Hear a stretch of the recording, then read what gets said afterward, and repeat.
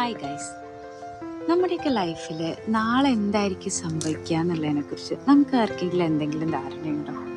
എവിടെ അല്ലേ, നമ്മൾ ആരും വിചാരിക്കുന്ന പോലെ ആയിരിക്കില്ല നാളെ നമ്മുടെ ലൈഫിൽ നടക്കാൻ പോകുന്നത്. ഇപ്പോൾ ഒരു സിനിമയ്ക്കാണെങ്കിൽ ഒരു ഫസ്റ്റ് ഹാഫൊക്കെ കഴിയുമ്പോൾ നമുക്ക് ചെറിയൊരു ഐഡിയ ഉണ്ടാവില്ലേ, എങ്ങനെയായിരിക്കും ക്ലൈമാക്സ്, അല്ലെങ്കിൽ ഒന്ന് രണ്ട് കാര്യങ്ങളൊക്കെ നമ്മളിങ്ങനെ മനസ്സിൽ കാണും, ചിലപ്പോൾ അങ്ങനെ ആയിരിക്കാം, അങ്ങനെയൊക്കെയാണ്.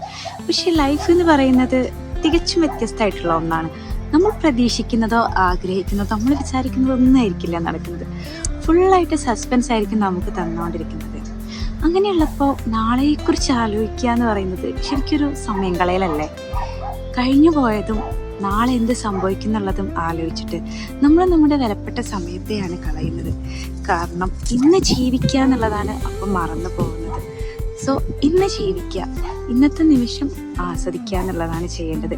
അല്ലാതെ നാളെ എന്ത് സംഭവിക്കുന്നുള്ളൂ, നാളത്തേക്ക് വേണ്ടി മാറ്റിവെക്കുന്ന സമയമൊക്കെ ചിലപ്പോൾ നമ്മൾ വിചാരിച്ച പോലെ ആകില്ല. അതൊക്കെ മേളിലിരിക്കുന്ന ആൾ തന്നെ തീരുമാനിക്കണം ലൈഫ് എങ്ങനെ പോകണമെന്നും ലൈഫിൽ എന്തൊക്കെ സംഭവിക്കണം എന്നുള്ളത്. സോ എല്ലാവരും ഇന്നത്തേക്ക് വേണ്ടി ജീവിക്കുക. നാളത്തതൊക്കെ നാളെയല്ലേ, അപ്പം നോക്കാം.